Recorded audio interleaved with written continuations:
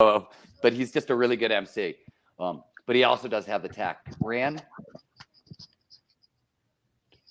Can't hear you. You know that. You know I can't hear you. Okay. Okay. I think he's not ready to take us live. But look at this. You got people from Brazil and Guatemala. Oh yeah, no, it's quite a mix. Okay, I'm getting an echo suddenly. Yeah, I have an echo too. Does anybody have a piece of technology that's on anywhere near the platform? That will definitely do it. I have a microphone. Did you just turn it on? If folks, what it could be is if you've got two of the same browsers, so if there's two of these links, that tends to do it as well. If any of you've opened it twice. It looks like it's gone though. Oh, Celine? it might be me. Oh, yeah, it is you. All right, we'll do a quick sound check with everyone in the chat. Folks, can you hear us okay? Yep, I can hear you great. Great. Oh, he's talking to all the people in the chat. If you could give me, Claire, just a quick indicator of whether sound is all good. Oz, let us know, Oz, if sound is okay this time around. Yeah, great. Okay, and hopefully we'll get Celine back. All righty, good. More Aussies. Yeah. We're all good. Yeah. Perfect. Okay. Rand's locking himself in. It's gonna be that kind of. Are you in the bathroom or what? All righty. Yeah, so we're all good. I'm going to kick us off then, guys. Okay. Please. So everybody, huge welcome to what is now our fourth installment of Sustaining Peak Performance During a Pandemic. Today we've got three amazing special guests, only two of which are on the screen at the moment due to the crowdcast constraints. And I want to take a moment to introduce each of our guests. But the topic at hand today is going to be exponential technology, entrepreneurship and navigating entrepreneurship amidst great uncertainty, and innovation, and lots of other topics that I'm sure will naturally spiral off those. So I firstly want to begin by introducing the man who's not yet on the screen but is listening. That's Robert Suarez. Robert is a designer, innovator, and impact driver developing solutions for people and the planet. He has dedicated 2 decades to working in design and innovation for large corporations, startups, and impact partners. And Robert has led award-winning design and innovation teams as a managing director of Singularity University Labs, as a design director at IDEO, and as a founding member of multiple technology startups. And he holds multiple design awards, and we're thrilled to have him join us in a little bit. We're going to pull Robert up onto the screen in 30 to 45 minutes. We also have Jane Metcalf joining us, and Jane is an entrepreneur. Yay. Sound is okay? Yes. Oh, good. So we got Celine back as well. Celine, let me throw you off mute there so we can hear you. So yeah, Jane is an entrepreneur and executive across many industries. She's incredibly experienced in harnessing new ideas to lead creative, mission-driven organizations. Her current focus, which hopefully she'll tell us a little more about, is how technology is pushing the frontiers of biology forward. And with that, she launched Neolife, which is an online magazine in order to capture the stories driving a neurobiological revolution, or neobiological revolution. And Jane was the co-founder and former president of Wired magazine previously, and she also was the president of, is it TCHO Chocolate, Jane? Chocolates. Just say cho. It's like the first syllable. syllable. That's what it's, okay, yeah. Cho rolls off the mouth a little easier. And yeah, I'd love if you could tell us about that as well. And yeah, Jane is just amazing, and we're extremely grateful to have her join us here today. And finally, we've got Salim Ismail as well. And Salim has been building disruptive digital companies as a serial entrepreneur since the early 2000s. He's a futurist. He's a best-selling author of a book I'm sure many of you have read called Exponential Organizations and another Exponential Transformation. And Salim is the founding executive director of Singularity University, which pretty much our entire audience knows of as well through Peter Diamandis, who is Stephen's co-author. And Salim is also the co-founder and chairman of OpenEXO, which hopefully, Salim, you'll be able to tell us a little more about. And Salim has founded and led some of the most influential tech companies at the foundation of our digital society. He led Yahoo's Idea Incubator, Brick House, and is an X Prize Foundation board member. And Celine also co-founded the Fast Track Institute, addressing the most pressing problems faced by cities today. I know Stephen wants to kick us off with a question that he has for Jane and Celine, I believe. So I'm gonna kick it over to Stephen, and then as we go, folks, just please punch all your questions into the chat and into the question box, and we'll try and get to all of them as we move on. Hey everybody, welcome back. It's really good to be with you guys again. And I was really excited to put this together. This is sort of the other half of, I seem to have disappeared, Rand. I miss it, but I'll keep talking. Okay, I'm gonna keep talking. Oh, thank you. That was very odd.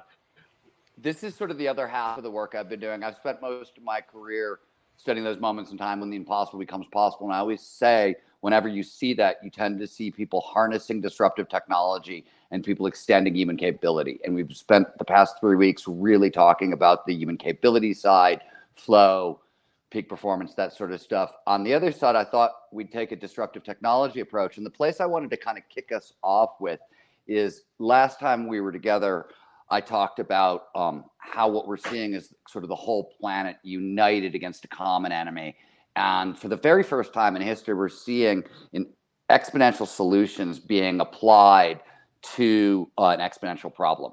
And that's really kind of where I wanted to start the discussion with, Jane, with what you're seeing in SynBio.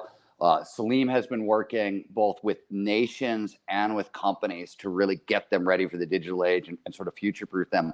But he's immersed deeply in the tech world as well. And I just want to see, what are you guys seeing that's blowing your mind that's emerging today? What do you think are going to be the downstream technological benefits of COVID-19 in a sense? And what industries, the joke I made last week is Peter and I wrote a book called The Future is Faster Than You Think, and the future is a lot faster than we thought, right? That what's happened has sort of absolutely turbo boost. We talked about how healthcare was going to get reinvented over the next decade. I think it's going to be reinvented over the next year and a half, and a bunch of other stuff. So I wanted to just take a moment to pause. And what are you guys seeing? Celine, why don't we start with you, and then we'll jump to Jane.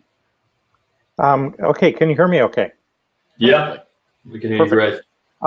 So from a technological perspective, I think two things. One is it's clear that we spent a decade trying to teach leaders about exponentials and the difference between linear to exponential.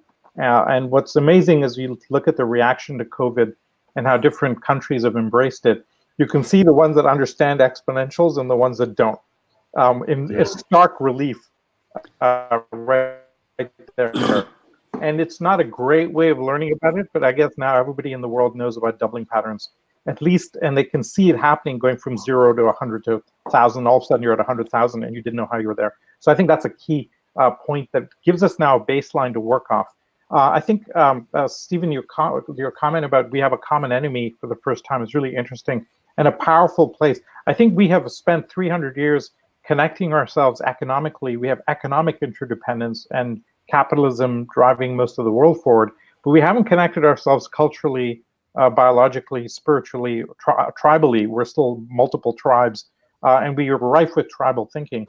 And I think the work to do now is to break down tribalism, which worked great in a scarcity world, but doesn't work great in an abundance world. And so I think that's the work to do. And I'm really fascinated by how we would use what's coming to do that. There are 3 technologies that I think are profoundly interesting for the next decade or 2. The first is solar energy, because that gives us abundance in energy, and that makes lots of other things easy. And even if it doesn't cover the base load, it'll drive the price down to make it widely available in a broad way. The second, I think, is blockchain, because it allows us to create systems that are trustless. And all of our institutions are built for mistrust and protect against mistrust. And yet now we have an ability to build into the infrastructure trust. And we now have mechanisms like Uber or eBay where we know how to scale trust. What would that look like? And I think the third would be the incredible advances in brain imaging and biosensing and the bio world, CRISPR and others, that give us unbelievable capabilities in navigating and figuring out who we want to be. Now I think the real question that we have an opportunity to answer is the spiritual question, who do we want to be? And it's a very profound question I think we'll get to now. That's a fascinating response. That's why I love asking Celine questions. I never get the answer I'm expecting. Trust technologies, tribalism, great answer. Jane, what do you think?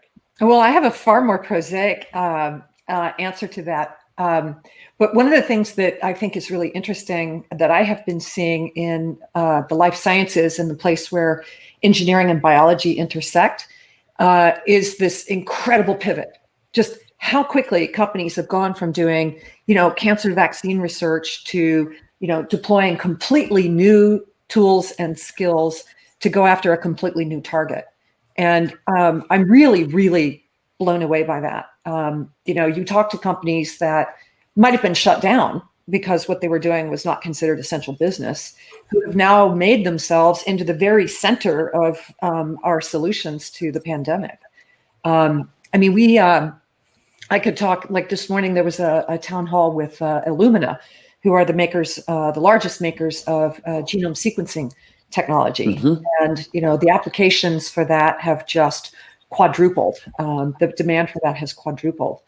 We're looking at the various tools of synthetic biology. So once we can read the genome, what can we do to actually edit and write the genome in new ways? So how can we synthesize, little segments of the genome of the virus in order to propagate that to all of the researchers so that they can start doing targeting and testing and so forth. The holy grail is diagnostics, right? Diagnostics and testing, treatment, and vaccines. And so literally all of the tools of the life sciences are being used now in one way or another for those applications. And I can tell you about a bunch of different companies that are doing things, both from a technology point of view and also from an investment standpoint, because every day there's another announcement, including there's a company that does basically, instead of making wine from grapes and sake from rice, they basically get the aromatics of those and then use the molecules to build from scratch the same flavors that you would get without having to harvest or ferment or distill those things. And so, that's kind of fun and interesting. And so they, of course, have now pivoted along with all the other alcohol manufacturers to doing hand sanitizers. Right. So, we were joking earlier about the cancer vaccine researchers in Kentucky who are now switching to figure out how to use the tobacco plant as a mechanism for growing and creating a vaccine.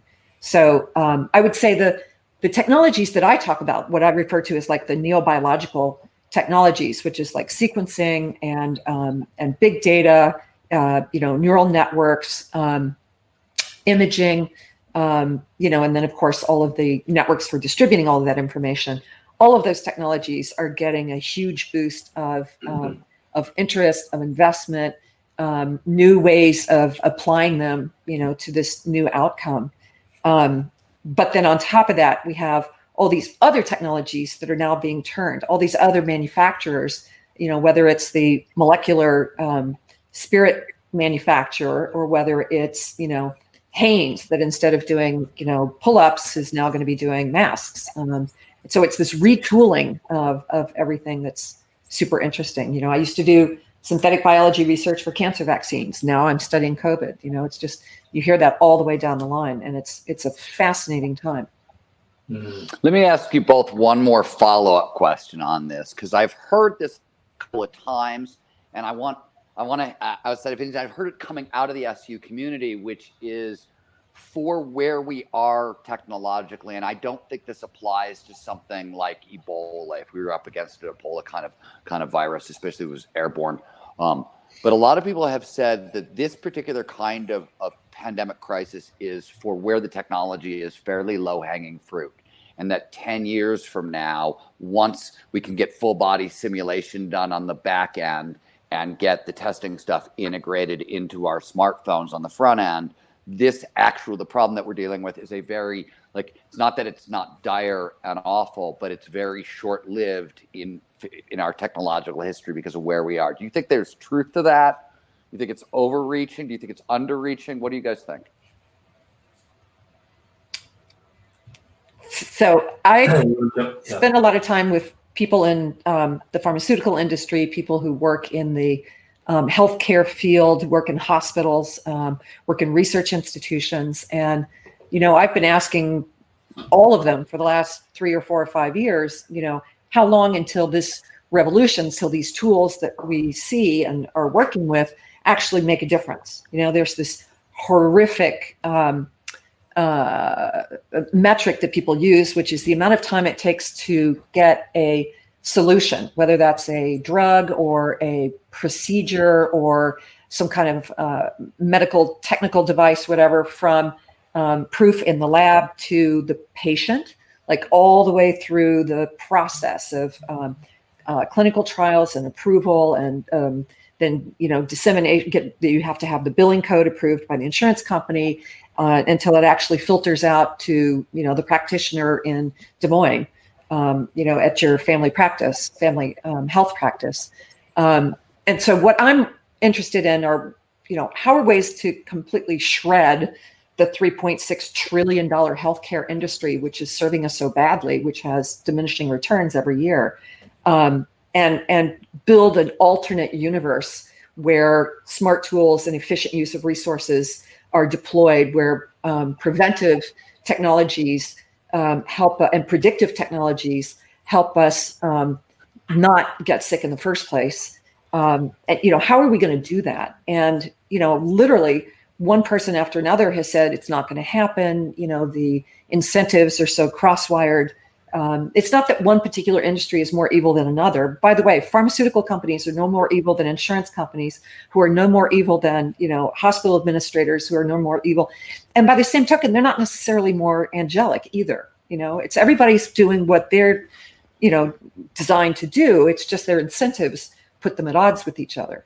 And so, people said, honestly, it's going to take a war or a revolution or, some kind of, political coup or, some massive thing to change anything. Otherwise, we're just going to keep driving into this oblivion. And lo and behold, we have a global pandemic. And this is a tremendous opportunity, which is a horrible thing to say. I have a friend, who's been in the ICU all week, on a ventilator. So it's not like I'm being facetious about this. It's hit home very hard, but this is a huge opportunity. Just the simple fact that, telehealth services have been approved by the FDA and are going through the roof. It's sort of that great internet meme where, people have been, it turns out we could have done that with a phone call after all, or could have done it by email after all. We didn't need a meeting. We didn't have to get on the plane. It's like same thing. We don't have to go sit in the hospital and doctor's offices where we are more likely to catch, sepsis or, some other airborne virus. So telehealth is exploding, which is super exciting. The approval process, granted, I think there's some shortcuts that are being taken, which may not ultimately prove to be in the best interests of everybody. But I think we've learned at least some of the easiest low-hanging fruit in terms of things, obstacles we can just bat out of the way now, to just get faster to our target. So yeah, I think this is an extraordinary opportunity to move very, very quickly to make massive changes that could save billions of dollars and, hopefully millions of lives. Celine?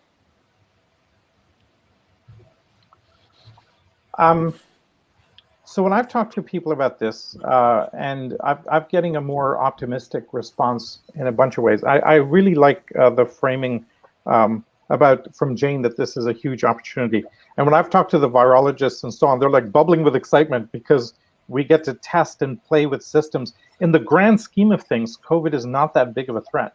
And yet it's completely crippled the global economy, right? And so we have to look at that and say, okay, we need to design ourselves to be way, way, way more resilient than we are today.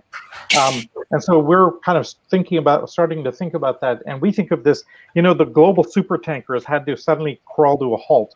And now that it's crawled to a halt, we have the opportunity to turn it. And woe betide us if we don't take that opportunity and do the work to turn it. I think the positive outcomes that I'm hearing is, A, it'll give us that chance to do that. But more importantly, with the major medical and healthcare breakthroughs that are coming, that basically we'll be able to handle pandemics over the next 5 to 7 years, because the speed at which a vaccine information or how to fight this thing, etc., can be found much more quickly, and that moves at the speed of an email versus the pandemic, which moves at the speed of a plane flight, right? And then gestation period, etc.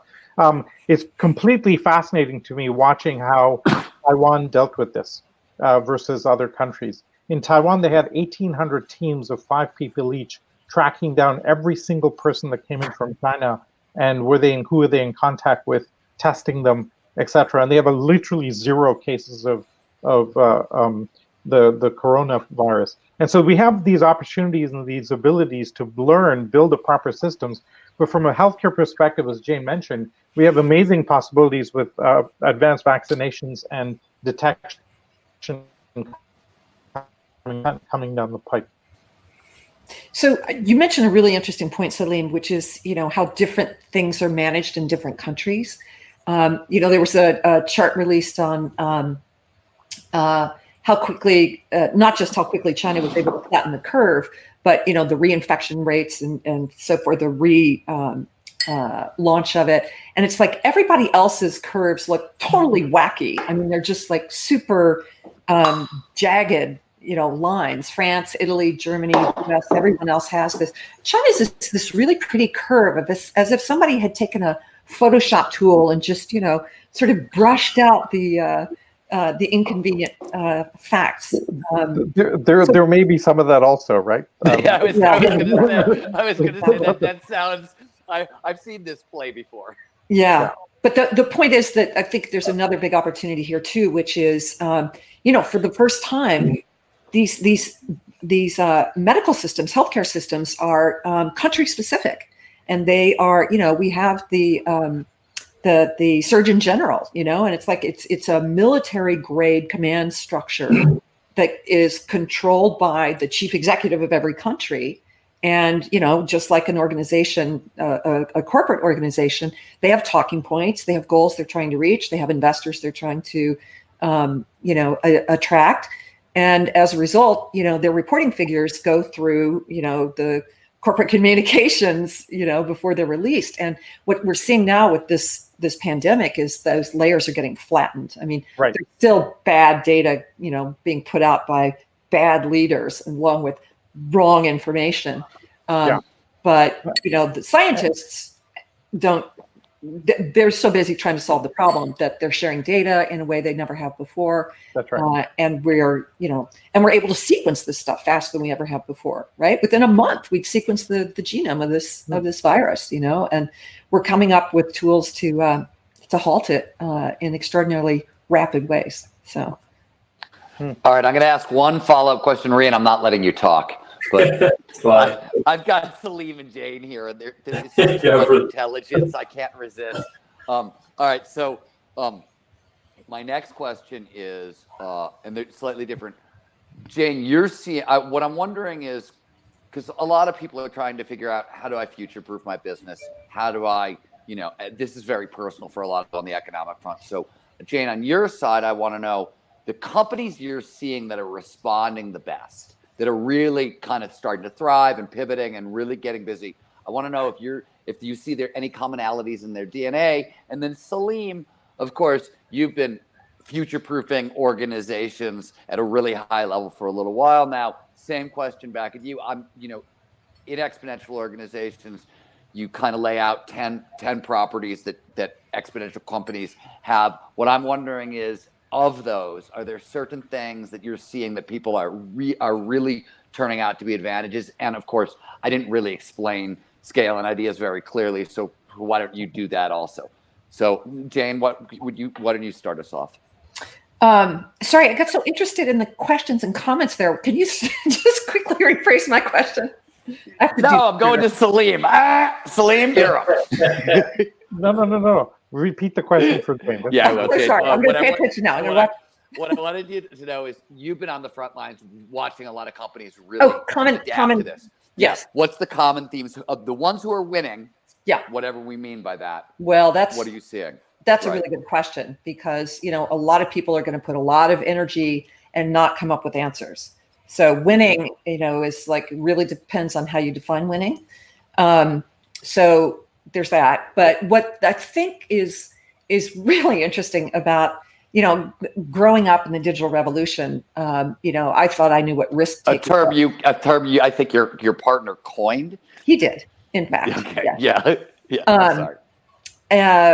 But you know, I thought I understood risk, and then I moved into the biotech world, and it's like risk times 100 or times 1,000. You know, because technology is built zeros and ones, and, you know, there are algorithms, and that's kind of the way things go. And life sciences are messy, and there's just so much we don't understand. And, you know, just when you think you understand the genome, then it's like, oh, but the genome is actually coding the proteome, you know, and the proteome is, you know, involved with the signalome, and then there's the immunome and the virome, and, you know, it's like the microbiome. All these things interact with each other in ways that we just really haven't figured out yet. And there's also a really interesting thing I won't get into, but it's the fact that biology cheats. You know, digital code cheats too. But, you know, you find things doing unpredictable things in unpredictable ways to achieve a goal that would otherwise have taken us a long time to get there. So anyway, my point is that the risk profiles are pretty high, and I think the leaders of the organizations that have been able to most successfully pivot and find a way to contribute to this battle are the ones that are comfortable managing an ambiguity.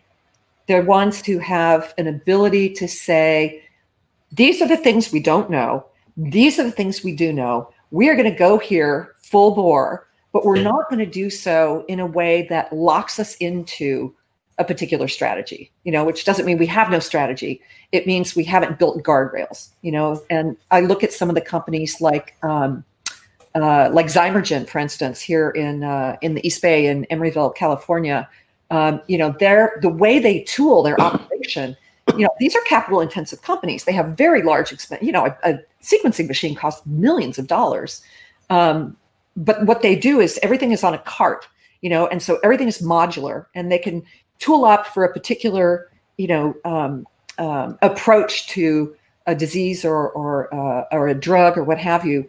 But it's nothing is, you know, I came from a chocolate factory, you know, everything was bolted to the ground, and it took us, you know, 2 years to build. And it's like, I'm just so impressed with how quickly they can move. It's like a museum, you know, that doesn't build stationary walls. They build temporary walls that can be moved around or torn down or repainted or whatever. It's, I think that's probably the single most common element I would see. Celine, what do you think?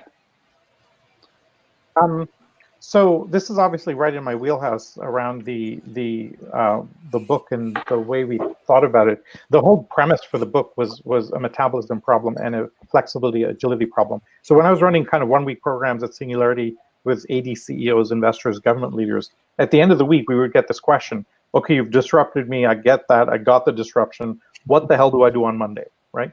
And the book was an answer to that. And we basically analyzed, and we noticed that over the last decade, we've been building organizations in a completely different way than we've ever seen before. And so we looked at 200 unicorns and did a 1.5 years of analytical research to see how they were doing it. How was Uber growing so fast, or Facebook, or Airbnb and others, and came up with the EXO model, which is inductive. It's kind of defining and labeling what's already out there. We didn't create the model. I think we just put a label in, assembled it. And it's making sense now across the world. I just heard from John Mackey, the CEO of Whole Foods, that he's a huge fan, has been using some of the models in his work. When the model basically says that there's a fundamental economic new model that's coming out in how we build businesses. And I'll just take a minute to describe it if I could. And you know, when you're running a business, we're about demand and supply. And specifically, what's the cost of demand and what's the cost of supply? Hopefully you're on the right side of that equation. The internet came along, and for the first time in business history, allowed us to exponentially drop the cost of demand. online marketing, referral marketing. Every Silicon Valley company is trying for a viral loop, in which case your acquisition costs go to zero. And that's the first time in history you could acquire customers at no cost, which is amazing. And so that's great. And now we have a big phenomena. But on the supply side, what exponential organizations, or EXOs, as we call them for short, have figured out is how do you drop the cost of supply exponentially? So you think about the Airbnb, the marginal cost of adding a room to their inventory is pretty much zero. Whereas if you're Hyatt, you have to build a hotel, right? Now we have hordes of startup entering legacy industries with no marginal cost of supply, and that's an existential threat to the incumbent. So now what do you do if you're in the incumbent is your metabolism is geared towards decade-long products and services rollouts. As Jane mentioned, in the medical industries, even it's almost 20 years to go from known cure to full deployment. It used to be 250 years, by the way, so we're better at 17 years, but still a long way to go. Now there's a huge opportunity for new companies to explode out of the gate as we're seeing. The challenge for legacy companies is their metabolism is too slow. In Jack Welch, in his annual report in the year 2000 for GE, said the minute the metabolism of your company gets slower than the outside world, you're dead. The only question is when. Now I would argue that the metabolism of most big companies is slower than the outside world. So we've now been working on tool sets for how to increase that metabolism. And the way we do it is we run a 10-week program inside a large company called an EXO Sprint, which hacks culture at scale and moves leadership culture management thinking 3 years ahead in 10 weeks. And we open source that methodology in the second book. And basically the attributes you need are running a series of small, low-cost experiments at the edge, testing new business models, new technologies, new customer channels, etc. And then you double down when you see success. And internally, you need to upgrade radically the use of data, building a community, creating an MTP, a massive purpose for your company or your brand, and then changing the format of the mothership. Just got a quick question there. Yeah, go ahead, Ryan. Please. In your TED talk, you do a great job of the analogy around the immune system of big organizations and how it fights back against innovation. I'm just curious if you could break that down for folks, along with elaborating a little more on the metabolism idea in relation to that. Sure. In fact, all of my work now is based on this problem. So in the first book, Exponential Organizations, we focused on the characteristics of EXOs and the characteristics of fast-growing companies. But we spend a big chunk saying, how would you retrofit this into a legacy organization? And this comes from my time at Yahoo. I was the head of innovation there, running their incubator. And you have this massive immune system problem. Though you try something really disruptive, and the antibodies come, and the mothership hates you, right? And you could expect that in a bank or an old telco. But Yahoo is less than 10 years old. Why should it have this problem? And that blew my mind, and I was stuck thinking about that. And as we started advising big companies, it turned out they all have an immune system problem.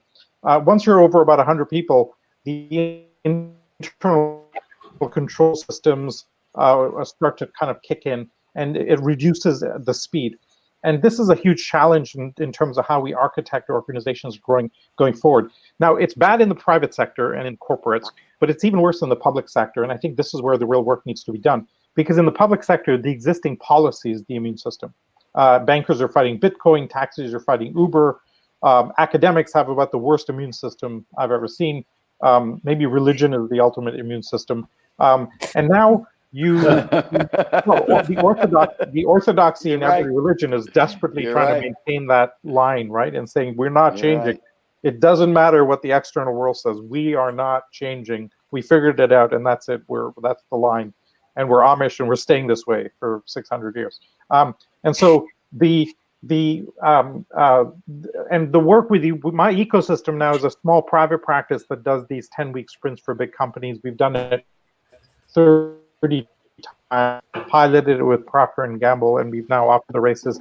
And a nonprofit that does it in the public sector to address the policy issue.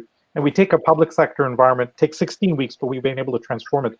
And so we have for-profit, nonprofit immune system attack process frameworks, and a community of consultants that's about 4,000 people around the world. A bunch of them on the chat I see in the thing.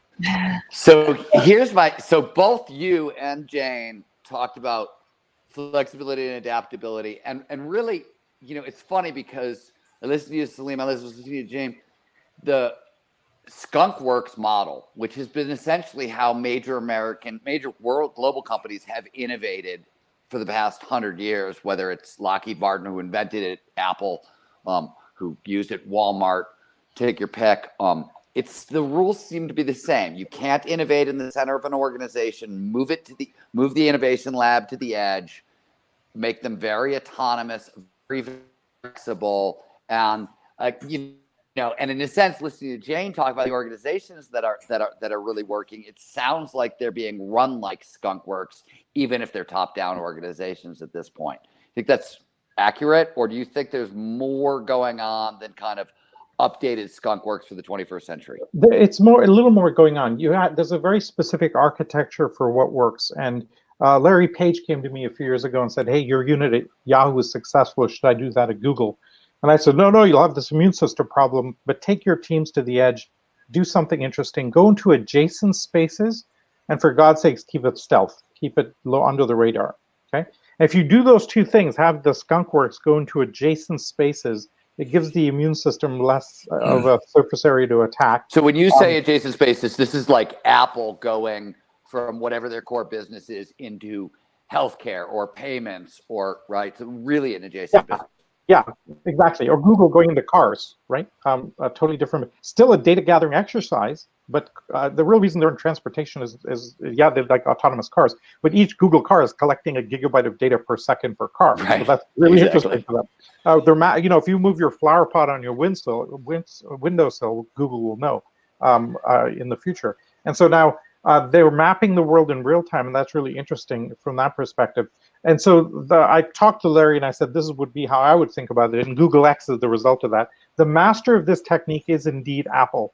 And not because they have a great design capability or a great supply chain, but the fact that the way they operate is they will take a small team that's really disruptive, take that team to the edge of the organization, keep them completely stealth and secret, and they will say to them, go disrupt another industry, right? Literally nobody does this, and nobody's even noticed that this is what they do. So they have a portfolio of teams looking at different industries. When they're ripe for disruption, they go into it, and there's no limit to their market cap. And I think that's the model that more and more other companies will have to follow, this kind of portfolio approach.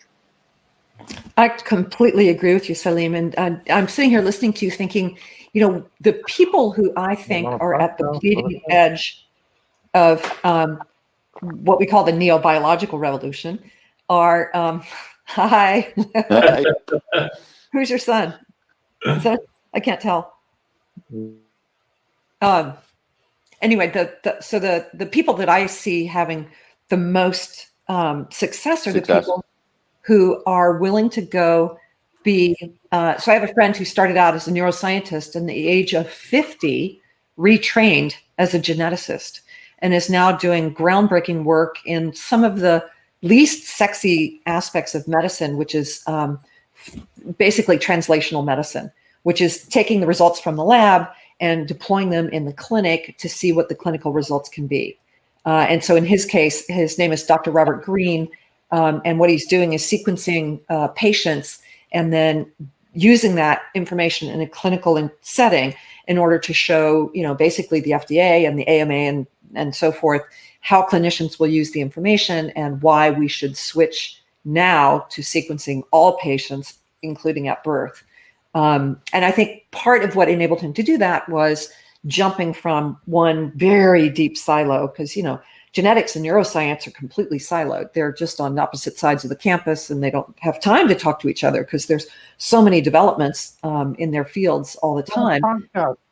So they need, and I have a great example, a woman named Angela Belcher, who was an electrical engineer at MIT. And, she took technology that she'd been working on around nanotubules and was able to walk into an operating theater for oncology surgery and say, I can figure out how to shine light on that tumor so that as the surgeon is excising the tumor, they can actually see. I can light up what the edges of that tumor are so that you can see that you. She was working on ovarian cancer. Right. Exactly. That's right. Amazing, really amazing cool work. Yeah. Really amazing work. it takes that beginner's eye, and it takes multiple skill sets. And I think that's where we've come. Professors today tell me their students are smarter than they could ever possibly imagine. And it's because they've grown up with access to all the world's information and, the expectation that they would master far greater amounts of knowledge and experience. And of course, they're getting it not just from academics, they're getting it from, all these other inputs as well. And so they're primed to be experts, or at least to have a passing knowledge of a lot of different fields. And if they don't, they can just, look it up on YouTube. It's like, oh, yeah, how do you do a variant tumor excision? I can find a YouTube video for that. This is a really profound point. Major breakthroughs happen when you cross disparate areas, right? And what I remember getting super excited by the model that Peter and Ray initially put together for Singularity University was you get the smartest young people in the world, you give them exposure to the fastest growing technologies, and then you point them at the biggest problems, right? Something interesting will happen as you swirl that around, and we've seen kind of incredible things come. And each of those intersections of biotech and neuroscience or AI and sensors yields a whole new explosion of new applications and products. And the way I frame it now is that we have 20 Gutenberg moments hitting us at the same time. In the 15th century, the one invention, the printing press, fundamentally changed the world.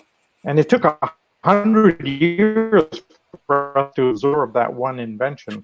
And the world is totally different from then on. Now we have solar energy, just that changes the world completely, or blockchain changes the world, CRISPR changes the world completely.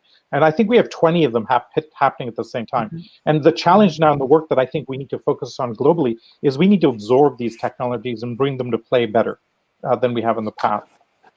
Yeah, it's interesting. I think I've been looking at the environmental side of the exponential tech equation for a long time, and Robert, who we're gonna bring on in a second, and I've spent a long time thinking about that.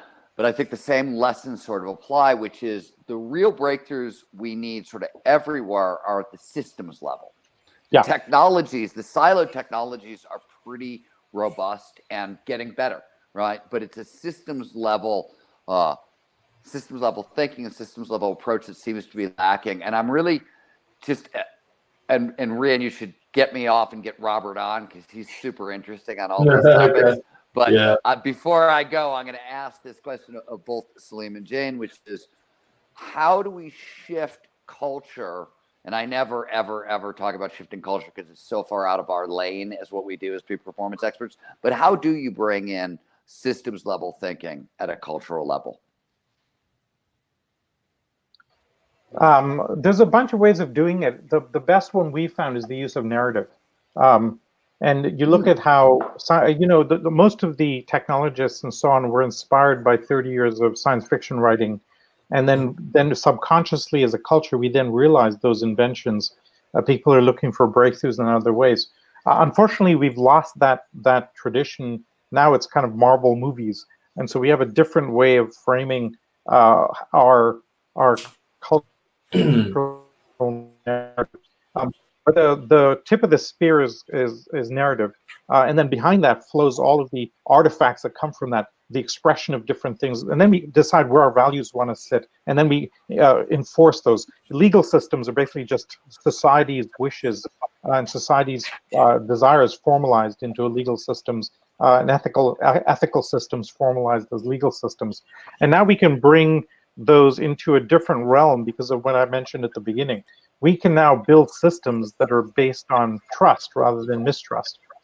Jerry Mikulski, one of our friends in the Bay Area, well known to a lot of us, has made this amazing comment. He said, scarcity equals abundance minus trust. Right? It's one of those you have to think about it for an hour.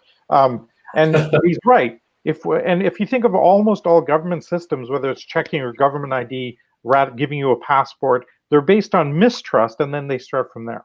Right? Mm-hmm. Now, if you have new systems like blockchain and others, or scalable trust systems like I mentioned at the beginning, and you can embed that right in the system, now you can layer amazing applications of this. And we have actually a precedent with the internet on this. And if you want, I can go into that, but we don't have to go into that right now. Jan, what do you think? You go for 10, sorry. Well, as a storyteller publisher, I'm obviously going to say narrative as well. And I was thinking, well, what would my twist on that be? And it's like, gamification in a sense, right? Because, we're all experiencing the stories, we're all hearing them, but it's when you actually engage and enact and take what you're learning and in some way involve yourself. It's been an amazing thing to watch, how children learn, how you can change somebody's attitude about something with something as, silly as a game-based simulation. It's like, sure, you can make those choices, but if you put a power plant there, then in Sim City, to take a very old example, then you're not going to get houses there, and then you're not going to get schools, and then you're not going to get cafes, and you're not going to have all that other stuff. But the same thing, things like virtual reality, is a way to create empathy. It's not just narrative. At that point, you're engaged because you donned a headset, you entered into this environment, and so. I'm going to throw out my dream mayoral debate of the future is you have 4 candidates for mayor, and they're all playing SimCity for like a day, and you see how they do, and you'll see who the candidate should be right there. How about president? Can we just do that with presidents? Not that hard. That's a great idea. Hey, Rhea, you should get me out of here. Get Robert in here. Yeah, I'm gonna pull. Wait. I gotta say this because maybe we would end up with a president who was somehow less than 75 years old. That would they were forced to play SimCity. Yeah. So, folks, we've got some great questions coming in. I don't know if you've been seeing them, but I'd love to throw a few out to both of you while we're pulling Robert on here. Sure. One is, I think both of you have great comments on this. How can we be assured that the technological revolutions being discussed have a spiritual ethic, however we define that, so that human beings in the natural environment do not become irrelevant? I'm happy to take a crack at this. Jane, do you want to go first? No, you better go first because I could go a long time on this one. Go for it, Celine. Okay, so I think it's incredibly necessary. If we'd gone back in the 50s and 60s and had instrumented the coal-fired plants and the fossil fuel plants and knew the damage we were doing to the climate, we might have done things very differently. And the technology we have today are billions of times more powerful than they were 20 years ago. And so when we see people building systems of these new technologies, for God's sakes, instrument the hell out of them. And we've done actually a pretty good job. In the 70s, the biotech world got together and created the Asilomar guidelines and said, if you have an infectious substance and you spill it, what should you have at hand to clean it up? Who should you call? How do you secure the area, et cetera, et cetera? And we've not had a major accident in 40 years. And that kind of systemic thinking, again, back to the earlier point of think through the systemic implications of when things go wrong or not, means that you can actually do things very powerfully. I'm a huge, obviously, technology optimist from the point of view that technology is a major driver of progress in the world. And frankly, it might be the only major driver of progress we've ever had, and by far the most powerful. Now we have a dozen technologies accelerating, gets us super excited about where the world is going. The big challenge is about how do you extract the promise without the peril, right, of it? And we've done a pretty good job up till now. We've extracted incredible amounts of value from the steam engine and from machines and engines and fossil fuels, etc. Now we have to take in the whole cost of it. And I was talking to a guy called Lawrence Bloom, who gave me the best kind of metaphor for how to think about the transition the world is going through right now. He said, think about a rocket in multiple stages going into Earth. You have the big fat booster rocket that's blowing energy out the back end and then getting you out of Earth orbit. And once it's there, you jettison that big fat horrible rocket, and you have a much smaller, more elegant craft that takes you to the next level. And we're kind of at that inflection point where capitalism and fossil fuels and so on have gotten us to this incredible point. And now we need to jettison that and come up with new, lighter, more elegant, structured craft for where we're going. And when I think about the human spirit, we're very, very close to being able to cover the bottom 2 or 3 layers of Maslow's hierarchy using technology. lifespan, better healthcare, better education, etc. And now more people can spend their time on the high order thinking. And when we've studied technologies, and when you study societies in the past that reach abundance, the Romans or the Aryans taking over India or the whatever, they tend to do 4 activities: sex, music, food, and art. Not in that order. Probably sex first. That's great, Celine. That's an amazing analogy as well. I think that's huge. It obviously relates tightly with the way Stephen talks about technology as a resource liberating mechanism as well, that I think allows folks to double down on their humanity. Any comments on that, Shane? Would you like to? Yeah. So, yes, I completely agree with you that technology has been, probably the single most important driver of progress across the centuries. Our ability to make tools, our ability and desire to shape, even the way our tongues and palates evolved that allowed us to make a wide variety of differentiated sounds, which enabled us to communicate more complex, higher order thinking. That's a technology as well. And, the fact that we learned to read, reshaped our brains, that the fact that we are now absorbing huge amounts of information from multiple sources, with plastic minds, is again another order of magnitude of acceleration and advance. And so the question is not, do we have the technologies, but which technologies should we deploy? And I don't think we've ever consciously said, oh yes, let's build that and not that. The Manhattan Project said, well, we could not build this because we know this is going to be a horrible technology. On the other hand, we have to build this because it's going to stop the war. And so, I feel like we have another moment like Asilomar, they were talking about recombinant DNA back in the 70s. And it's like, here we are in 2021, practically 2020, still dealing with like the follow-ons of that kind of technology. So what are the models that we can look to that are being experimented with today that can help give us a sense of how to choose technologies and how to deploy them in ways that preserve and enhance our humanity as opposed to enslave us? I've been looking at this quite a bit. I think there's a really easy guiding principle, which is that we've run the world for the last few hundred years on a very male archetype, top-down command and control hierarchical systems like Judeo-Christian religions and the military-industrial complex and the corporation and so on. And again, it's that big booster rocket that got us to a certain point. But now you see the rise of the Burning Man, the maker movement, the DIY movement, open source, etc. And we're moving to a much more collaborative, peer-to-peer, nurturing, participatory environment. That's a much more of a female archetype. And the problem we have today is as we meet abundance, the male archetype, when it meets abundance, relates to it as power and tries to hoard it. Wall Street money, Middle East oil. The female archetype, when it meets abundance, shares it around, which when we see information on the internet, we share it around. And so we need to move to the female archetype and the characteristics of that archetype as we move more and more towards abundance, which is what technology is delivering for us. And so that are closed, siloed, structured, centralized are all things that we think we want less of going forward, because we can then share that abundance around in a much more effective way. So the technology is not the concern; it's the way in which technological evolution is happening. The overarching concept. Yeah, exactly right. You have the open versus closed argument, right? With open source versus closed, and over time, open source always wins. You always get people building an amazing system and then trying to put walls around it, not letting anybody else in.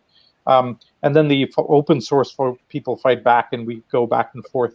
We ratchet back and forth between open and closed systems, and we've seen that throughout the history of the internet, for example.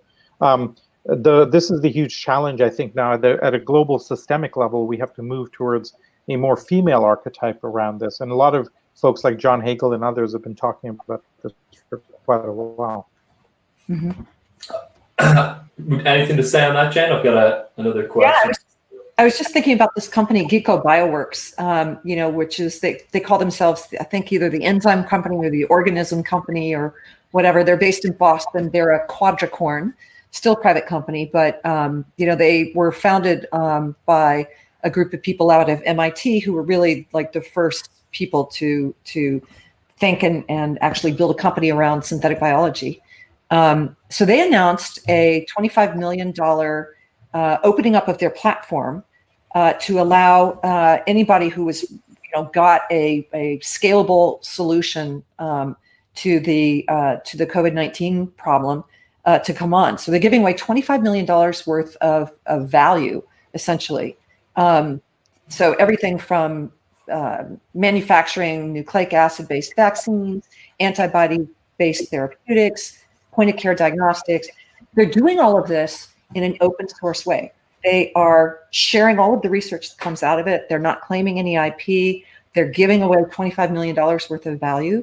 And it's a really smart business move. So I think they will find the smartest, most dynamic teams. You know, those teams will be using, you know, Ginkgo's platforms. And I think these are the ways that we can demonstrate value creation with an abundance mindset. You know, it's like these problems are so big that if you give away a little piece of it, you know, there's still plenty for everybody to I think it also, I love your female, you know, archetypes, absolutely. But I also like the sort of abundance mentality. You know, there's so many big problems to chew on, and there's so much room for every smart person and every smart team and every kind of technological solution. So I think we need that. Great. That's super helpful, Jen. And we've got Robert on. I've got another question for all of you in a moment. But just to close the loop on that, Celine, because people are finding it fascinating, that sort of masculine, feminine way of contextualizing things. Any resources for folks on that to dive deeper that are again, evidence-based and reliable? I'll give you a great one. You know, when the E.O. Wilson documents this little case study of around genetics. So in Central America, you have fire ants, and they have hives, and they war against each other, and it's just unbelievable carnage and violence because they're fighting over scant resources. And they were kind of predominantly in Central America, and then they moved into the U.S. and they found abundance. They literally changed their genetics, and in the U.S., fire ants don't fight each other; they collaborate. Yeah. And right there, you see nature figuring it out. And we're sitting here going, oh, we have abundance, let's fight over it. I mean, it's just mind-boggling that we can't bring that kind of intelligence to the fore. And so I think there's lots of areas where we can, this is cultural anthropology in a sense, writ large. If you look at, throughout history, we've gone back and forth between the male and female archetype to go through progress. Feudal systems were very top-down structures where power aggregated, and then democracy came and broke that up. Now we've got corporate structures trying to actually break down democracy, which is what's been happening, and take power there. And now we have the open source movement coming along. The thing that is the killer in this and breaks this cycle and moves us permanently into this is the sheer democratization of all of these technologies. As Peter and Stephen write in Abundance, the 6 Ds.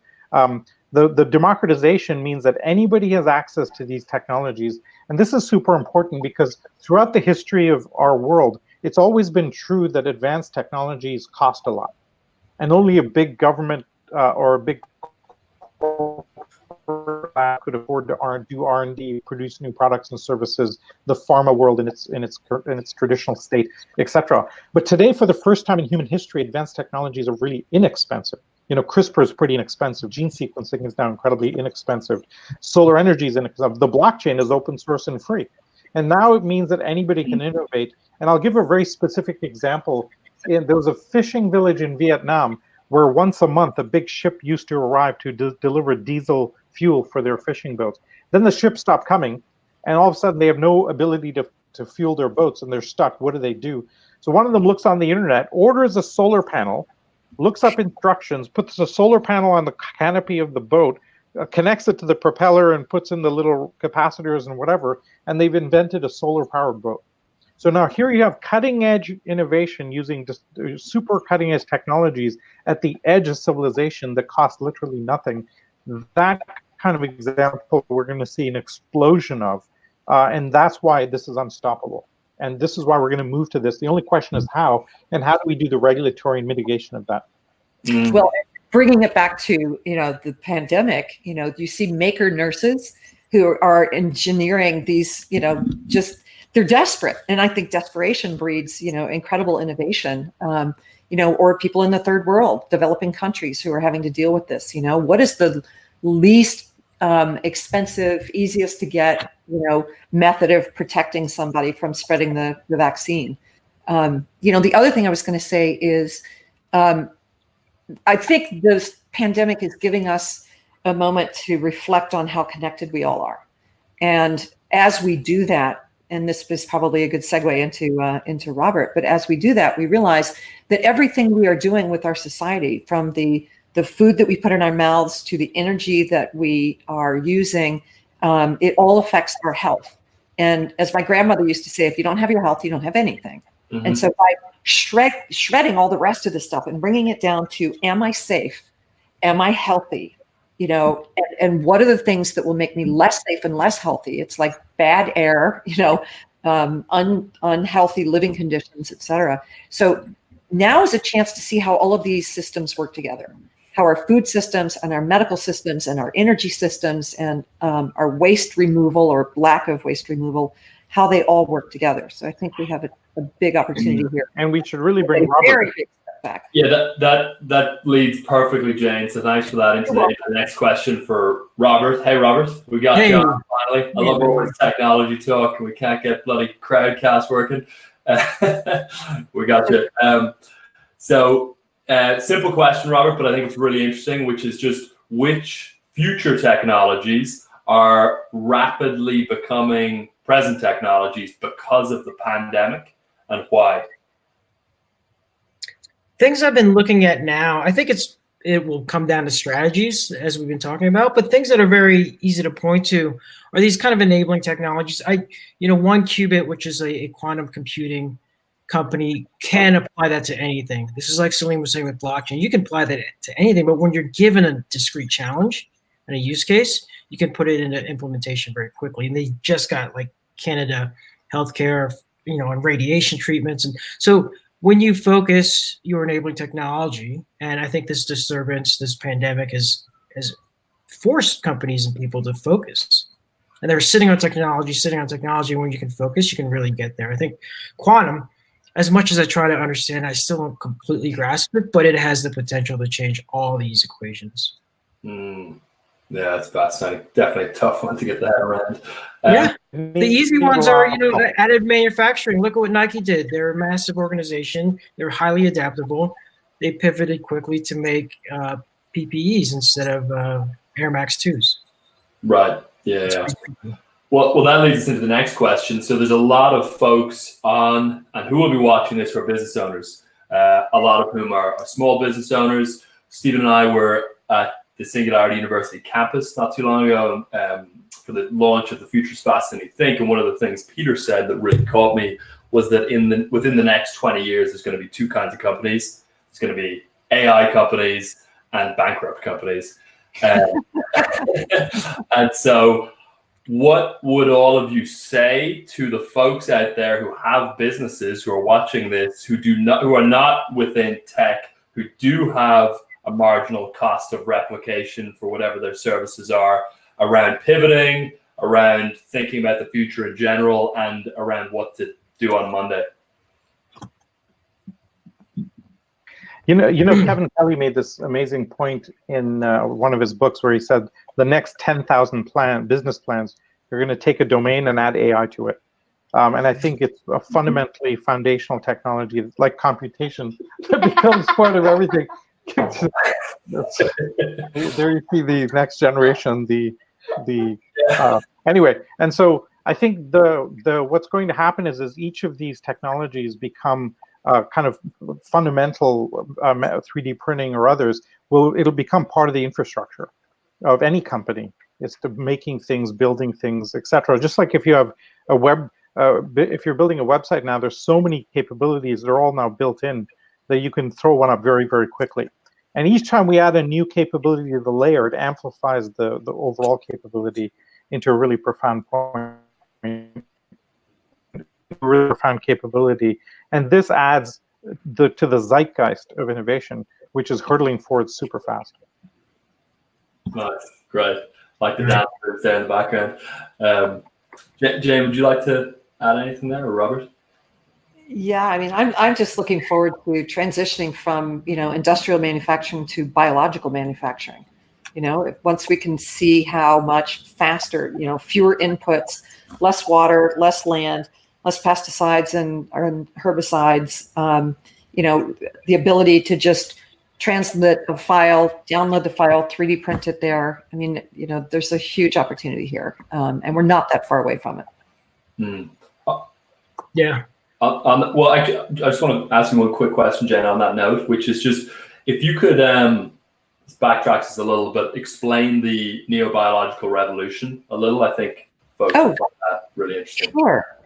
Well, so my kids are almost 21 and 23, which means that they grew up to live what we talked about when we launched Wired back in 1993, which was, the digital revolution. They learned from video games, as much as from school. They've never had a sense of boundaries to what they were interested in, good at, or had access to. And so, the question then, and of course, we've seen the economic disruption over the course of the last 25 years. We've seen industries disrupted. We've seen, command structures flattened. We've seen, information coming from all different places and power, being distributed. And so we kind of understand that curve now. We kind of know what that innovation disruption curve looks like.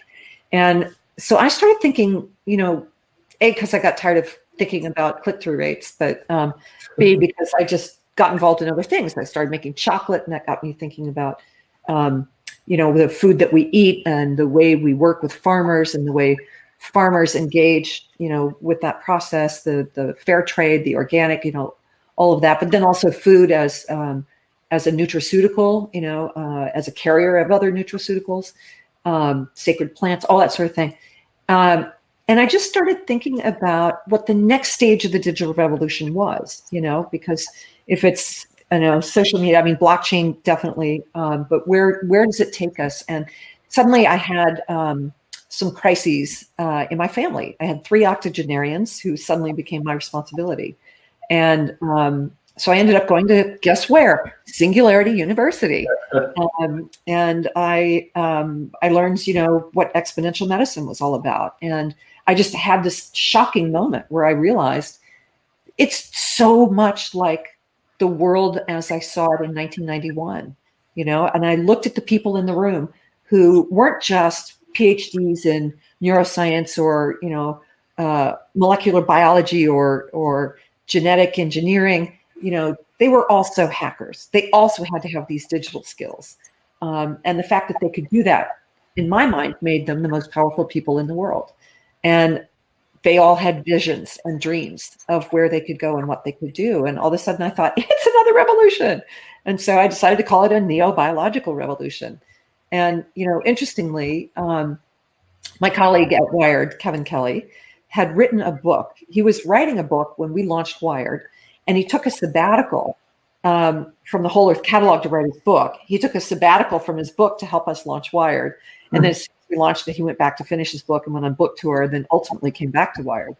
But the original subtitle of his book, Out of Control, which if you haven't read it, it's still amazing, as is everything Kevin produces. But the subtitle was Fast Forward into Neurobiological Civilization. And I picked it up again, and I realized that the stuff he'd been writing about 25 years ago is now available to us.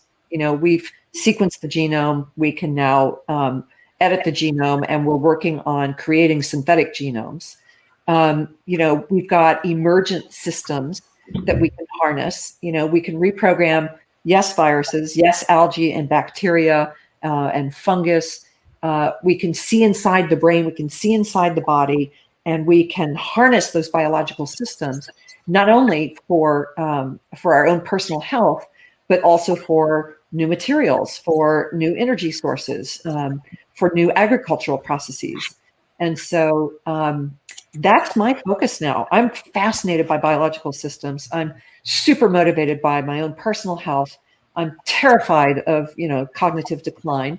I'm also terrified of the effect of cognitive decline on our society and our economy, and on our families, because I was sandwich generation with kids at home and, 3 octogenarians 2,500 miles away with a combination of cognitive decline and mental health. And it's like the mental health crisis in our country and around the world is shocking. And so, huge loss of productivity, but more to the point, it's the loss of the will to live. And, maybe a lot of that's being driven by our 24/7 culture, our, dominance of economic incentives, and our overwhelming amount of technology that we haven't evolved sociological relationships with yet. The fact that people have to be told to put your device down, it's making you crazy is I think people in 50 years will look back on us and go, wow, why did you? It was sort of like, reminds me of the turn of the century when everybody was drunk because there was no clean water. It's like, we look at that now, it's like they were drunk all day long. How did they get anything done? It's like we were stressed all day long because of the number of notifications coming in from all these different platforms. And our podcasting platforms sucked and were stressful. And, to work out with, stressful apps. And, I have to hire somebody to take my Fitbit for a walk so I can get enough steps in today. So anyway, I just wanted to capture the stories. I wanted to know what the technologies were. I wanted to know who the people are. And I especially wanted to be involved as we harness these godlike tools that will transform our species and our planet and our relationship among all of the species on this planet.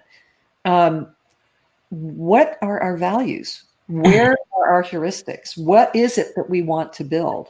And how are we going to live this neurobiological revolution differently than we lived the digital revolution? What lessons are there for us to take away? How can we collectively put forth visions for this future that we are building towards? And part of the problem is the life sciences are very siloed. They're very complicated. And if you know one thing in one field, it doesn't mean you have the bandwidth to follow another one. And I think that could lead to us, coming up with lots of different solutions, like, the Betamax and what was the other one? I don't even remember anymore. That's such an old example. But I think we need to put forward where we want to evolve to. And this isn't something that we will collectively agree. All Homo sapiens on planet Earth agree this is what we want. It's like different cultures, different socioeconomic groups, different nations, different tribes. People are going to have their own ideas about where this should be, which is why there will be this profusion of diversity and abundance going forward. But it starts with mindfulness.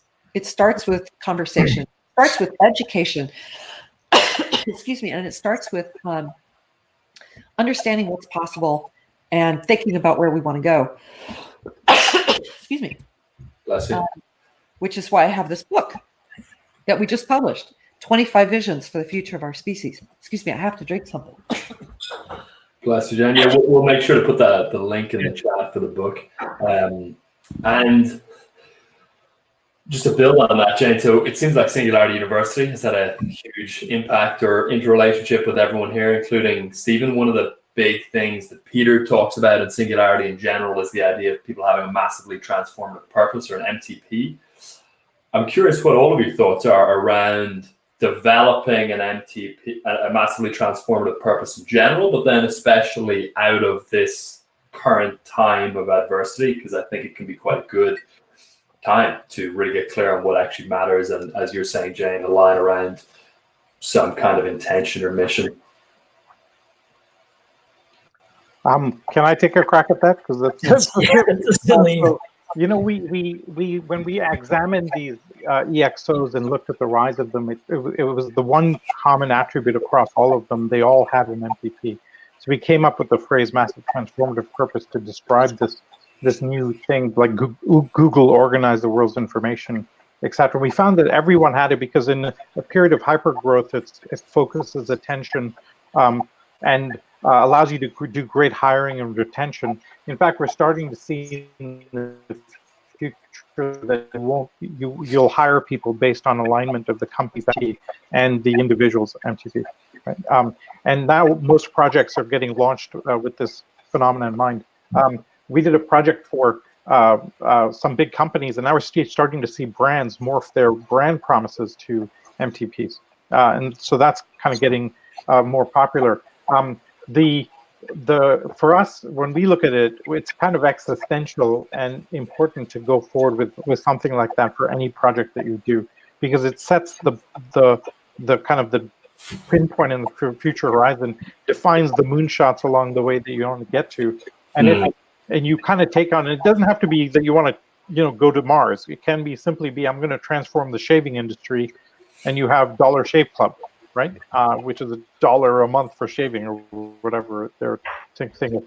And so that was really powerful. And to the framing of that, then you kind of put in all the instruments that allow you to get there and build your vehicle to allow you to get there.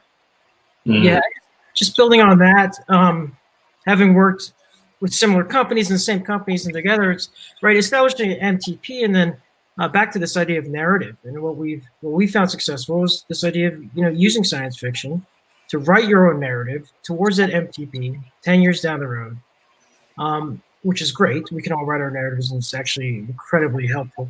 But the big part is in retrocasting back. If that's you in 2030 or your business in 2030, what needs to happen and be in place in 2028, 2025, 2022, and 2020, which is now.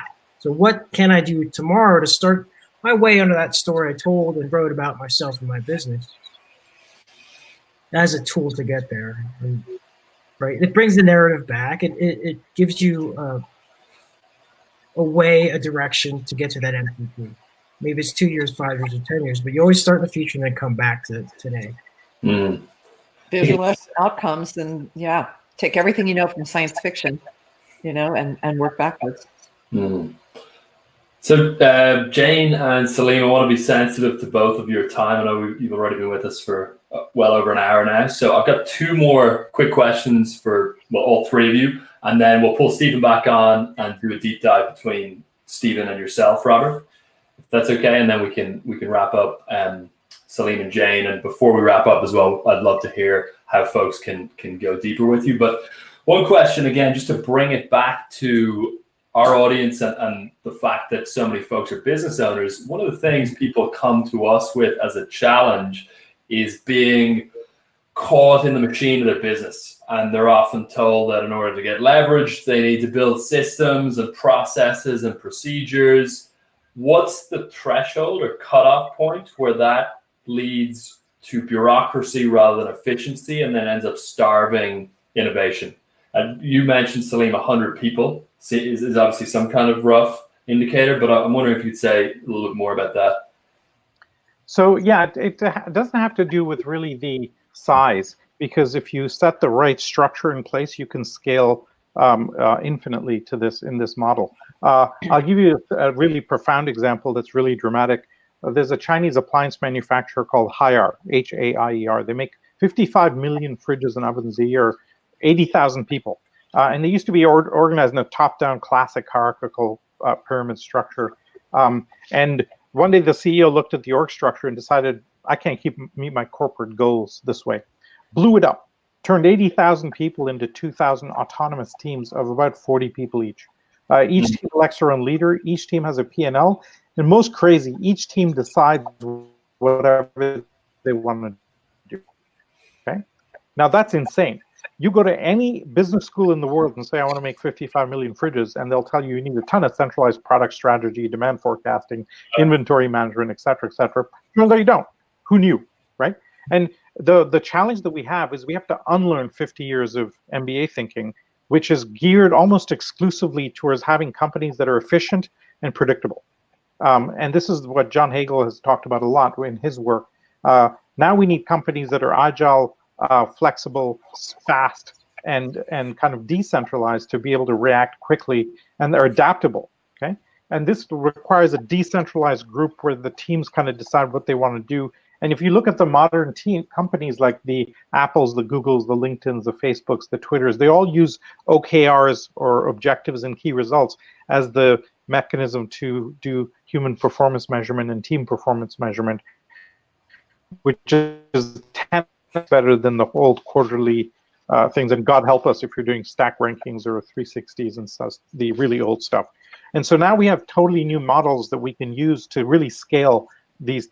And then if you have a massive transformative purpose and everybody's aligned towards that, when these guys at Hire want to decide what features should go into a new fridge, instead of having a market research team looking at focus groups, 2,000 teams are voting, right? And they're all interacting with customers, suppliers, manufacturers, and vendors and partners, and the resulting outcome is way, way better than the way they used to do it. And it totally boggles the mind. It's a really fabulous little experiment. Go to any business school manufacturing professor and show him what Hire is doing, and it'll break his mind. It'll just break their mind. I think it's really helpful. So essentially, when designing your organization, use much more cutting edge, more recent organizational design principles like Lean, Scrum, Sprints, design thinking, that kind of thing, because they foster innovation much more, it sounds like. Yeah, exactly. I mean, you have to have it foster innovation and then embrace uncertainty, embrace the taking of risk, live a little bit on the edge, always never being sure. And then the minute the idea is to get to what you would call a constantly learning organization, right? And where you're nonstop learning and feeding the results back towards the core for new ideas, new inputs, etc. And you can't ever stop, especially in a fast-paced world. That becomes the harder bit. And if you think about, like, for example, Amazon, for every team in Amazon is asking the question, how many experiments did you run this quarter? How many succeeded? How many failed? And if you're not running enough experiments and not enough are failing, you're not pushing the boundaries enough. My favorite policy is Amazon's policy that they call the institutional yes. So they realized early that it's really easy to say no in a big company. Because everybody is trying to think, you say, hey, I want a different thing, and you get a French response, no, pas possible, right, type thing. So they created a policy where if you come to me inside Amazon with an idea, my default answer has to be yes. If I want to say no, I have to write a 2-page thesis on why it's a bad idea and post it publicly on the internet. So they've created friction and embarrassment to saying no, meaning that many more ideas get tested. Because it's way easier for me to say, yeah, just go do it before otherwise I have to write a 2-page thing and I have to think about it, right? That many more ideas get tested. One of the results of this policy was Amazon Web Services, one of the most successful and profitable products in business history, created because nobody could figure out how to say no to it. Because in today's world, you don't know until you actually do it, right?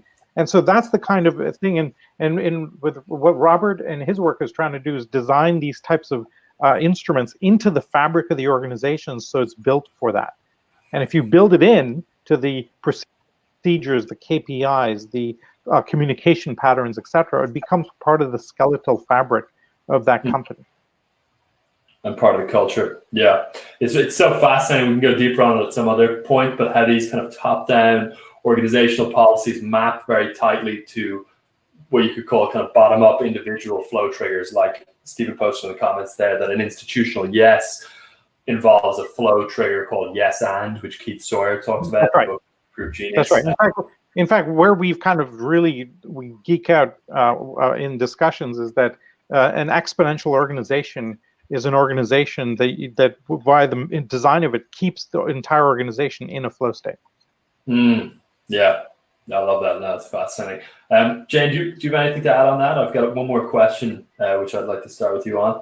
Go for it. So one of the other things we do a lot of is help people, again, individually deal with VUCA conditions professionally, volatility, uncertainty, complexity, ambiguity. And I know you mentioned ambiguity.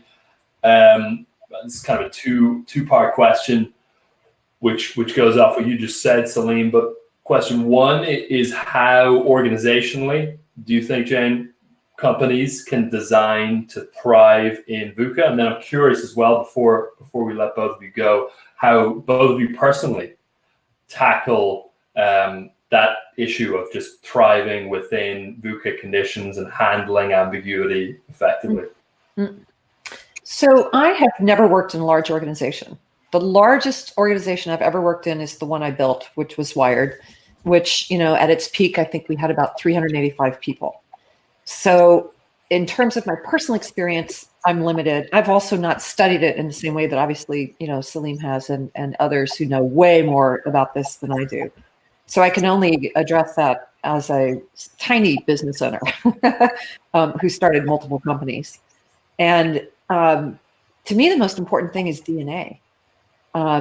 It's like, what is your mission? And it's amazing to me how many people start companies and even, successful companies where people don't really know the answer to that question. Mm-hmm. Because the more deeply you have embedded your DNA in the minds and hearts of the people that you're working with, the less confusion they actually have. The confusion is not, why am I here today? Or what are we trying to accomplish? The confusion is, okay, what's happening outside and how can we respond to that?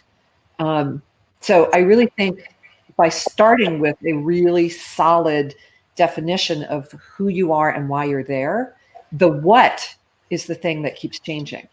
But the who you are and why you're there, unless you're doing some massive pivot, is where I've always tried to focus my attention in the companies that we're involved with.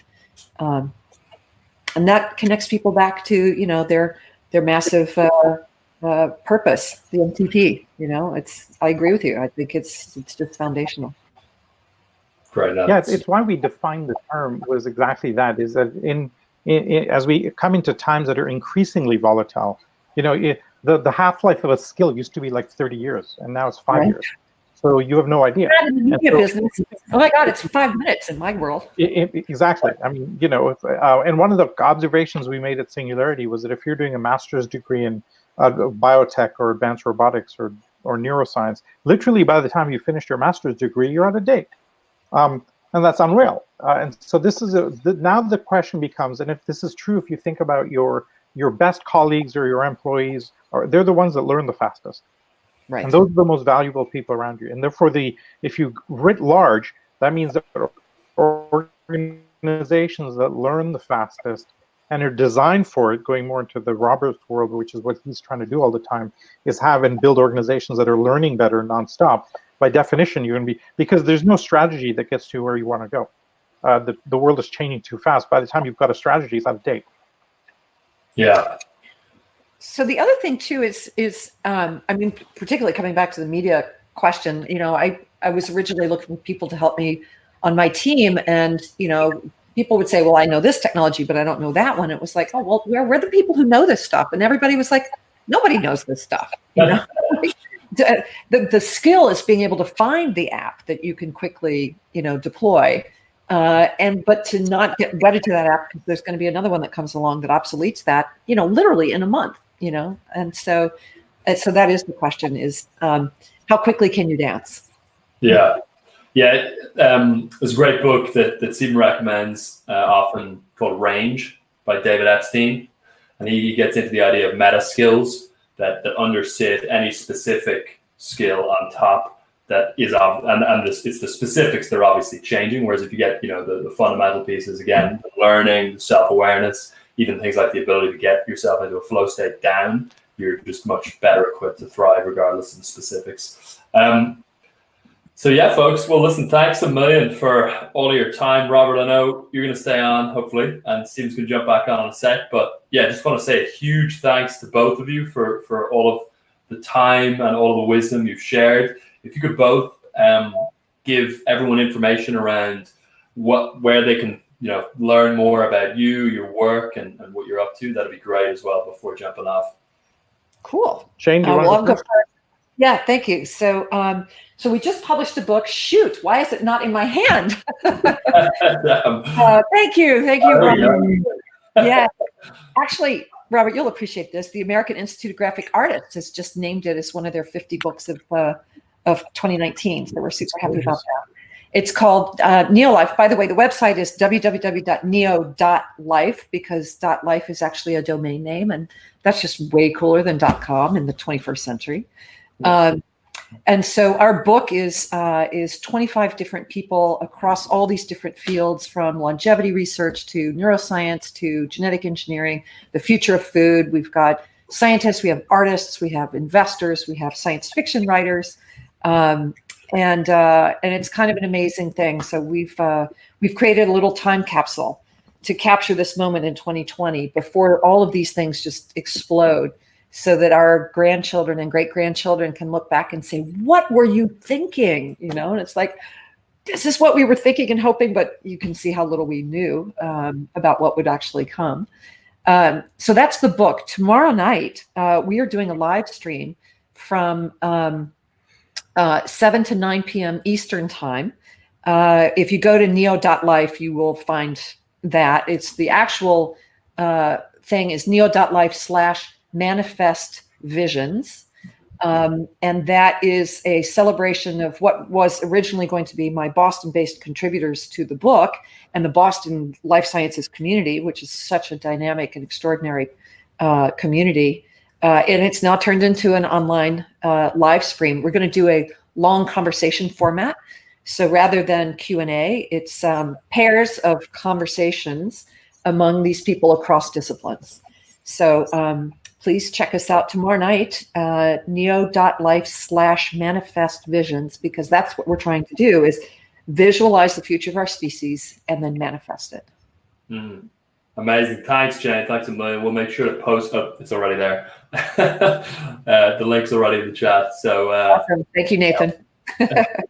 Hopefully folks check that out. And Celine, if you could share as well. Yeah. So, we've decided that this Corona thing is too big of an opportunity to pass up. And so we've decided to kind of totally go really crazy, as opposed to the way we before, which was only partially crazy. We're doing an event next week called Exo World. Basically, an exoskeleton holds up a scaffolding for the human body. We need a scaffolding for the world. It's in a very difficult time right now.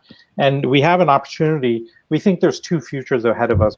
We think we're either have a Mad Max future or a Star Trek future in front of us. And pretty much the kind of politicians are taking us down a Mad Max path right now. Yet we have abundant energy, abundant water, all that other stuff coming in. We can actually go to that other world. We have to change the direction. And while the super tanker is slowed down, let's take the opportunity to grab the rudder and change it, or the wheel, or whatever the hell it's called in big ship parlance. So we're doing this event, which is 3 days, kicked off by the president of the UN, several heads of state, some ministers of education, some of the top, Scott Mackey, the CEO of Whole Foods will be there, John Mackey, and talking through how do we craft a world that is geared for the future and that's better, a geared that's where we bring the sharing feminine archetype more into play, takes the ecology into account as we're designing systems and economies and so on. The smartest macroeconomic guru I know thinks that instead of 85 trillion of GDP this year, we'll be at about 20 trillion, which is basically completely breaks the global economy. And I'll give you a little factoid. 5 years ago, we had 50 trillion in global GDP, and we were 150 trillion in debt.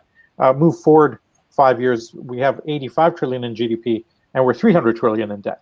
So we're exponentially growing debt to incrementally grow GDP. And he figures that either cryptocurrencies or technology deflation will break that bubble. And Corona's the third one. And so now we can really transform the world. Let's take this opportunity. And we're blessed with having credibility, a tool set, a community, credibility, access, and we don't give a damn. And so it's time to go for it. So that's what we're doing next week. The link people have posted up. And come join us, because we're going to have an amazing set of conversations. It's kind of like TED meets Burning Man meets Hackathon, because we want to come out of it with real plans that really craft the future. And so that's what we're doing. Amazing. Wow. Damn, you guys definitely blew it away with what Let's see if we get through the event. Yeah.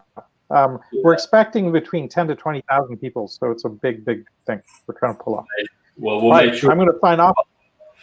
Thank you very much, folks. And Robert's going to stay on, hopefully, and Stephen's going to jump back on. So all the audience members do not need to jump off. But thank you, Jane and Celine, a ton. This has been amazing. Thank you, Rian. Great to see you, Robert. Thank you, Robert, Stephen, and bye, Celine. See you. Jane, wonderful to see you. Okay. Bye. Bye.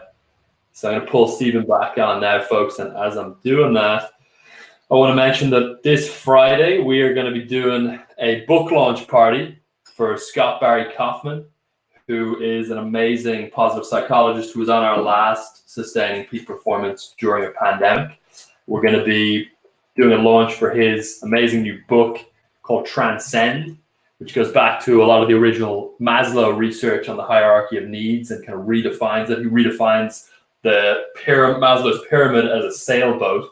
And he's got amazing, fascinating things to say that are kind of right back within the peak performance wheelhouse that I think you'll all really enjoy. So just stay posted for our newsletter. We'll follow up with links to that. And then Stephen's loading on here. Robert, do you mind if I throw a question at you while we're waiting for Stephen? Yeah, absolutely. Great. Okay, super. So apparently among your other areas of interest, you hold a master's in biomimicry. I'm curious, what are some ideas or approaches from the field of biomimicry that could be useful in addressing the current situation we're in globally with the pandemic? Thanks. And I know Arndt and Colin and other biomimics are on here too. So when you chime in on the chat, if there's something to add, but that's actually the thing I've fallen back into in the last couple of weeks, right? I look back to nature, 3.8 billion years of successful strategies to try to figure out what this is. And for me, individuals or businesses on here, I think it's important to look at what this isn't one singular thing. It's one manifestation of a pattern. So if you look into nature, I think this is simply a disturbance to your business, disturbance to your personal life, your family life, your health.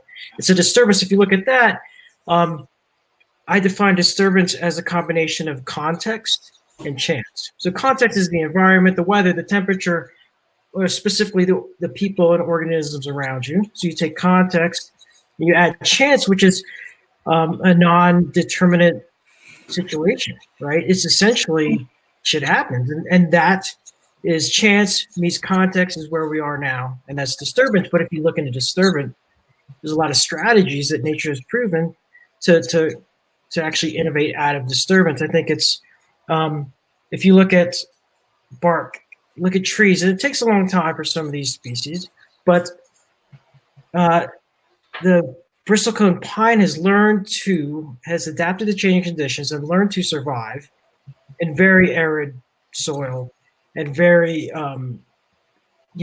no humidity climates, because it can live on a little bit of bark that needs a little bit of water to survive. Now, it adapted to that point over many, many times. And then another thing that we are all facing, which is really interesting to me, is geographic isolation, right? Geographic isolation is a proven strategy in the natural world.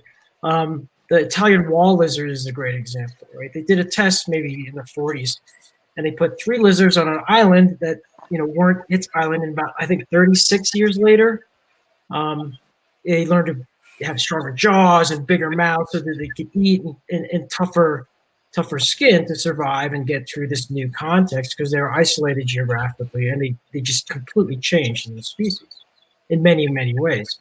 So think about this as this is your geographic isolation. What are you going to change?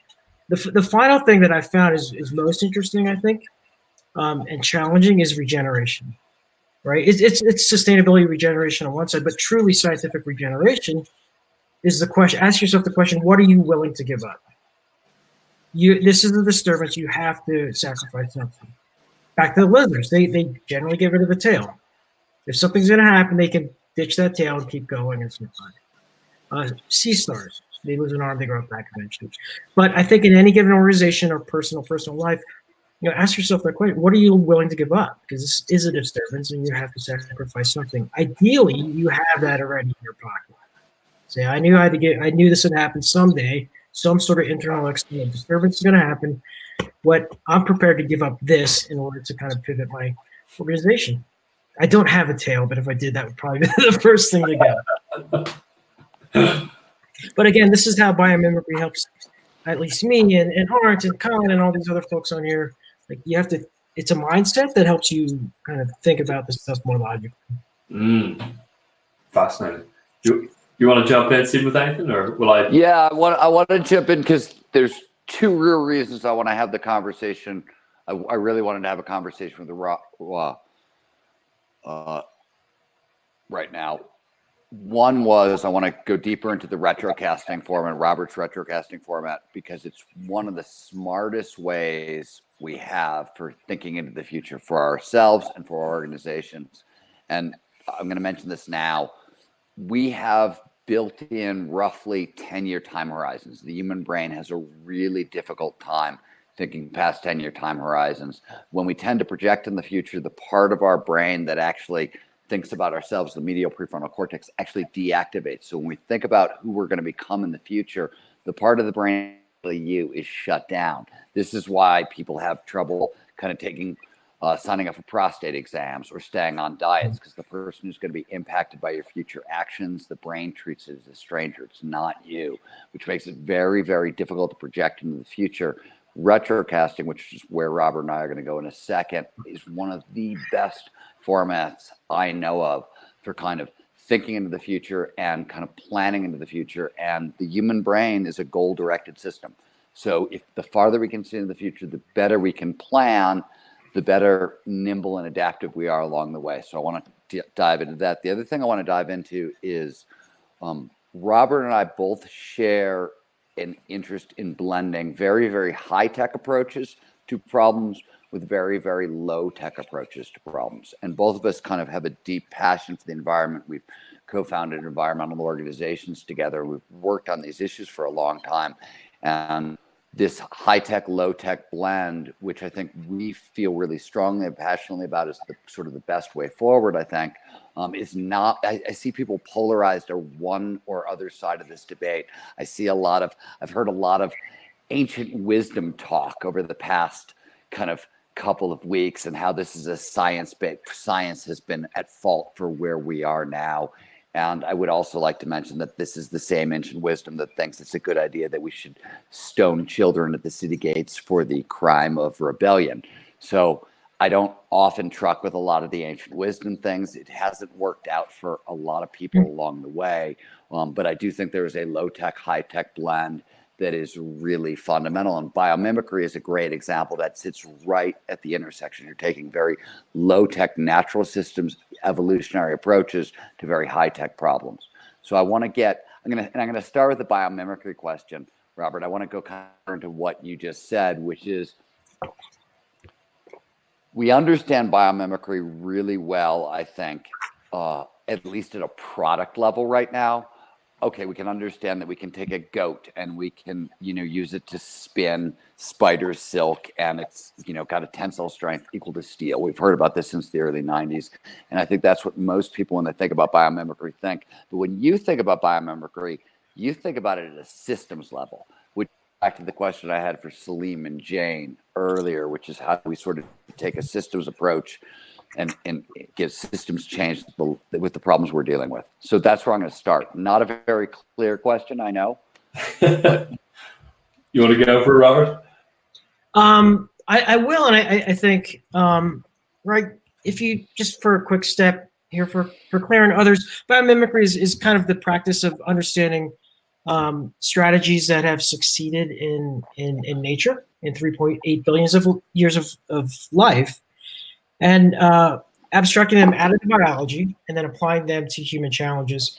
And we apply this to both the ethos is life-friendly solutions, as well as just reconnecting with nature, because we see it in nature and we can try to mimic that and apply it to our context. And I guess, Stephen, to that point, this whole tribal wisdom stuff and ancient, those things are misleading, I think, for a lot of people, and me especially, because we are a very young species.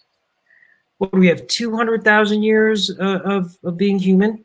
It's very different than like 2 billion, right? This is a significant difference in the trees and the things that we see around us that we all probably appreciate even more now that we're stuck inside a lot. So 200,000 years. Let's take our evolutionary cycle. I don't know what you guys know this stuff, but what average age? Let's say 80, and it's probably 40, right? Because people lived a lot less. There's 2,500 cycles of evolution. That's not a lot of iteration compared to other organisms. Think about how many times a mosquito gets to iterate. Mosquitoes, they just like they die, and then next day they're like, oh, I'm a little better. Flies, all these things can iterate faster. So when we do this ancient wisdom stuff, I'm like, they're still young. That's not intelligence on a scale. Right? That's just, I will say one. I do want to say one thing because I just saw some real, again, this data keeps showing up again and again, which is that natural systems that are managed by indigenous tribes tend to do a shitload better than natural systems that are not managed that way. And that we've seen again and again and again. So there is definitely something for learning from the natural world over time that is very valid. And I know you respect that as well, Robert, because we've talked about that. But I saw more data this week that kind of backed that up again. And because I've been thinking this about, I've heard this a lot about science lately, that people are getting very distrustful of science and wanting to return kind of it's a neo-Luddite return. And it's not that I'm totally opposed to some of the ideas. It's that I'd like to blend the best of both worlds. Right, and I think I'll take that back to understanding the natural world, having a connection with it, and understanding the value of the resources that are in the world. And that's more these indigenous cultures had that inherently. So I'm doing a lot of work in forests right now with our Forest Venture Lab that we're standing up here in Tahoe, and it's exactly, we're looking at strategies. Burn piles were part of the strategy. Like lightning would start a fire, you let that fire burn so it regenerates and life breeds from that. But we have clear cut all our trees and put monocultures, and we all have all the same tree, and it's not a healthy forest not because we're a modern society. It's just we've industrialized things for capital gain or for whatever reason. But we can go back. The land remembers what it's supposed to be, and we can go back to practices that our ancestors have taken in the past, and it will work. So I get it on that scale, and I believe there are strategies there that are very simple. Fire, Stephen, you and I always fight about low tech, high tech. Fire is incredibly impressive as a technology, but some people call it low tech. I think it's kind of amazing at what it does.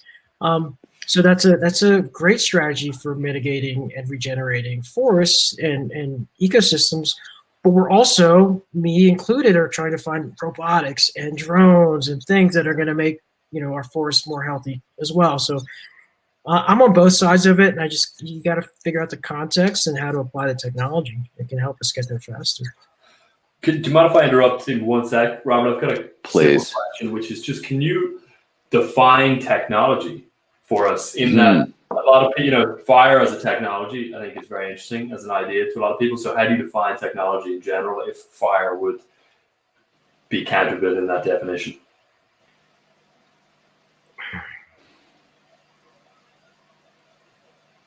Evolutionary improvement of something, of anything, really, right? It's the next version of itself, I think. I think about material science, and we haven't caught up to anything that insects do in terms of creating materials. So you can't say a beetle's technology, but it's pretty impressive, right? Material science. So we tend to live in this digitized technology world. When we say technology, people start to jump into that, but remember, plastic was an incredible technology that changed the world. And now we're kind of figuring out what that means, right? It's great. It's incredibly impressive as a material, but now we got to deal with it in our oceans. We got to deal with it in our water and all over our land. So, it's tough. That's just what you said there. The fact that technology is distinct from digital technology clarifies it, because for so many people they're synonymous. So it's interesting anyway. Robert likes to talk about, and I was surprised he went with fire, but he talks about trees as technology. Trees are phenomenal. When I frame technology, there's a mechanistic frame, right? It is a new tool for solving an old challenge.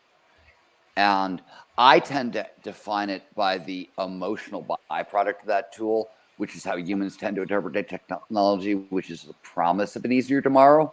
I don't think it's always an easier tomorrow, but I think the question of why can't you put technology back in the box, which Kevin Kelly raised so eloquently in What Technology Wants, and he answers by saying, hey, I think technology can't put it back in the box, you can't stop it from growing because it's a new form of life.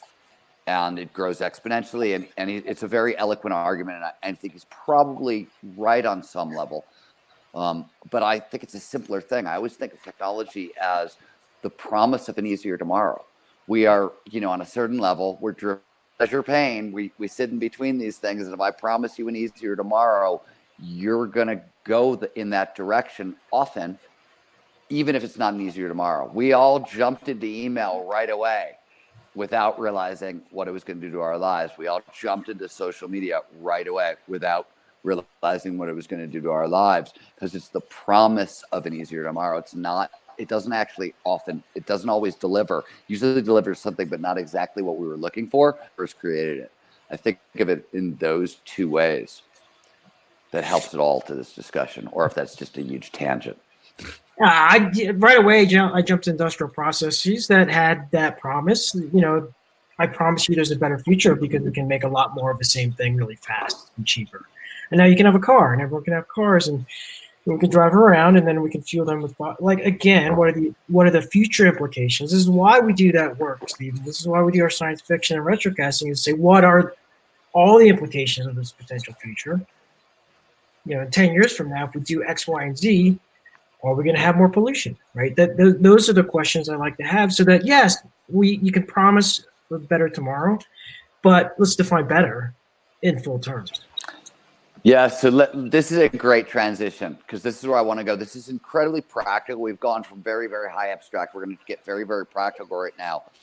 So retrocasting, as Robert introduced it earlier, is simply the idea of saying, okay, it's now 2020. Let's make it 2030 or 2035, and my life is X, my world is X, right? And then you build the full sci-fi vision of where we're going, and then you simply ask yourself, okay, if this is true in 2030 or 2035, what needs to be true in 2028, 2025, 2023, 2021, 2020?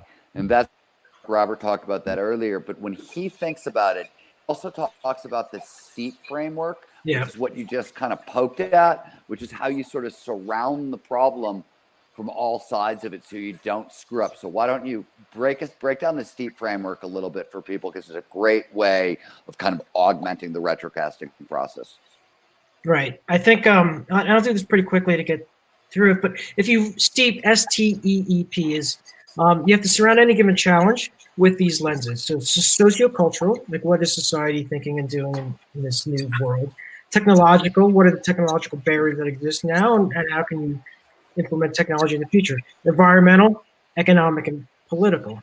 If you look at a challenge that you're facing now, or when you create the future for yourself, I always try to use those 5 lenses and dissect each challenge across those 5 lenses. Social, technological, environmental, economic, and political. And then you really have where do the hardest problems show up? Which category?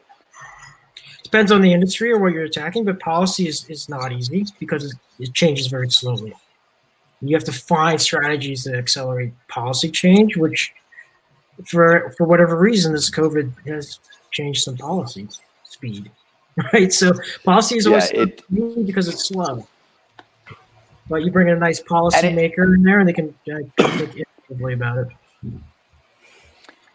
It's interesting, right? I mean, like, one of the things about America as a country was designed to progress slowly. That was why we had 3 houses of government, right? When Jefferson was kind of dreaming us up, he was looking at revolution in France and other countries in Europe and saying, whoa, whoa, whoa, we want to slow this down, because if you have it too quickly, heads tend to fall.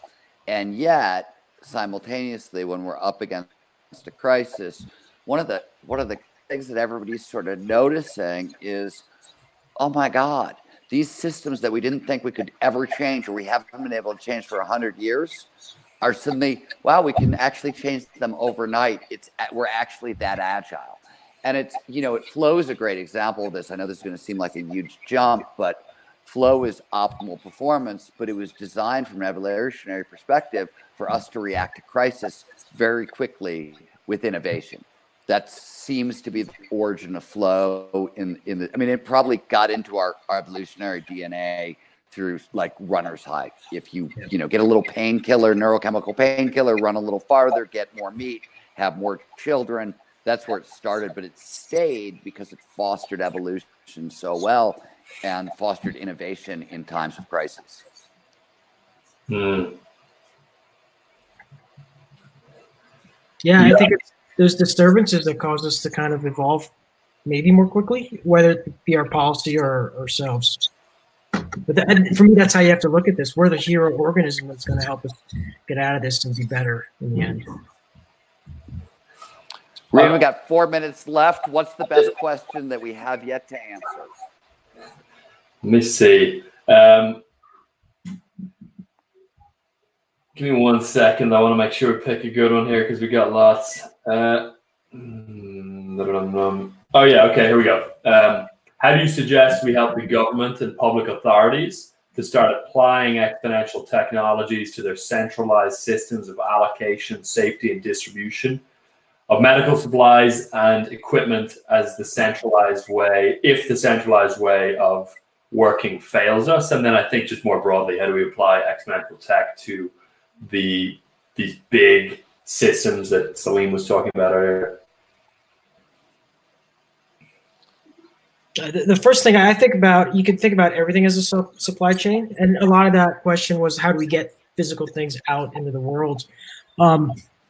Or get thought leadership and thought processes to kind of standardize things to get them out in the world faster. And, governments aren't thinking of themselves as a supply chain, but corporates very much do that.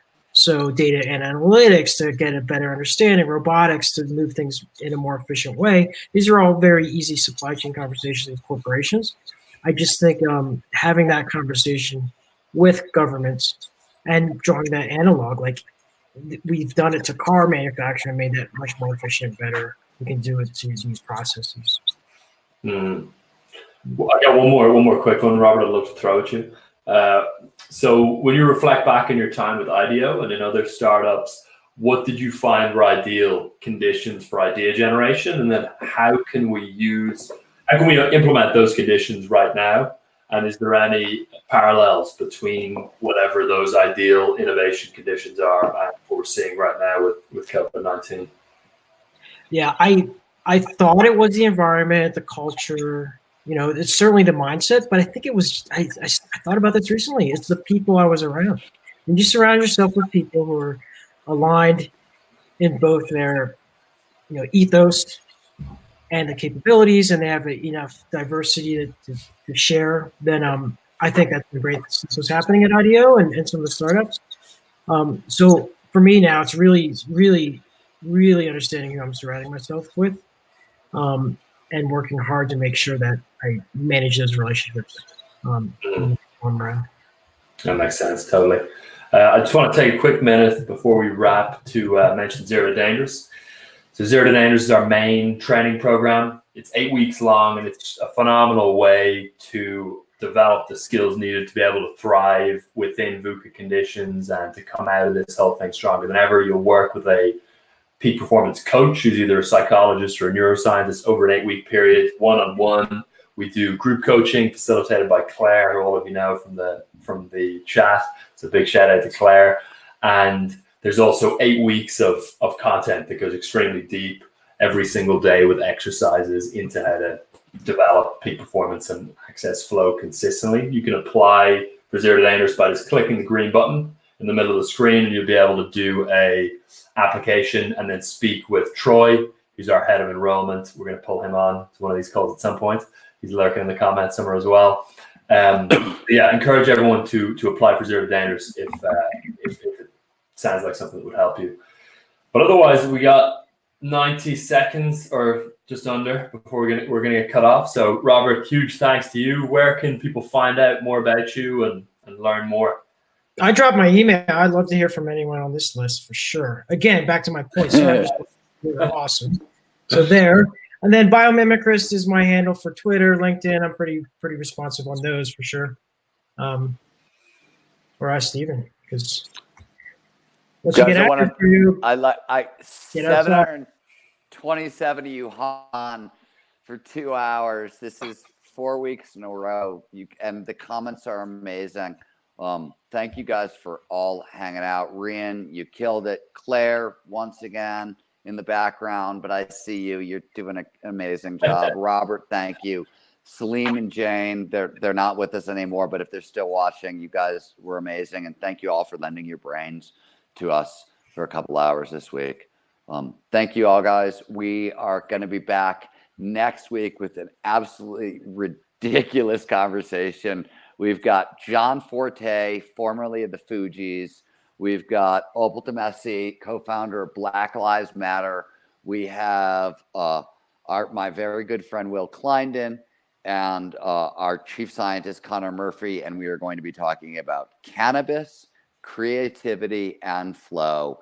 And I'm certain we're going to find a way to tie it to COVID-19, so it'll be another version of peak performance in time of pandemics. Thanks again for hanging out with us. Have a safe and good week. Thanks, folks. And then the final thing to mention is this Friday as well. Do you want to mention again, maybe briefly? Oh, please come join us on Friday night. We're going to launch Scott Barry Kaufman's Transcend. I've known Scott for a while, and I've been watching him write this book for 5 years. It is kind of the smartest book on Abraham Maslow, kind of one of the most fundamental psychologists in kind of flow science there is, and he's really gone deeper into Maslow than anybody else, and we're going to go deep with Scott on Friday night, so come hang out with us then. And for all of those you like myself who skipped Seder for this event, happy Passover, folks. See you next week. Thanks, folks. All the best. Bye-bye.